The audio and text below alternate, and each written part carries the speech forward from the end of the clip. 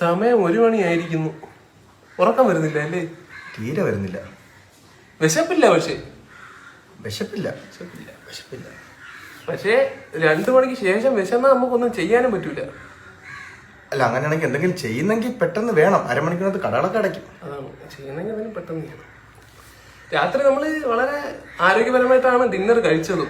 അയ്യോ, അളവും വളരെ ലളിതമായിരുന്നു. കുരുവിയൊക്കെ കഴിക്കുന്ന പോലെ. വളരെ അത്രയുള്ളായിരുന്നു. നമ്മള് വിശന്ന് കിടന്നാലുവേ നമ്മളത് ഉറക്കത്തിനെയൊക്കെ ബാധിച്ച നമ്മളെ മെന്റൽ ഹെൽത്തിനെയൊക്കെ ബാധിക്കും.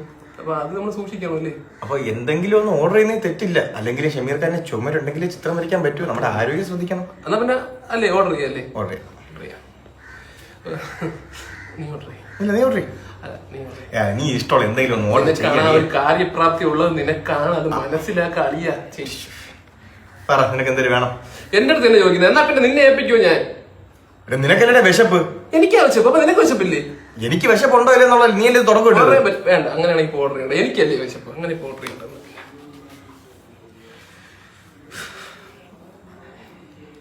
അല്ലെങ്കിൽ പൊറോട്ടയും ബീഫ് ഓർഡർ ചെയ്താൽ?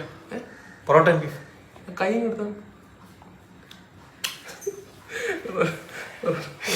Dry fry roast chicken 60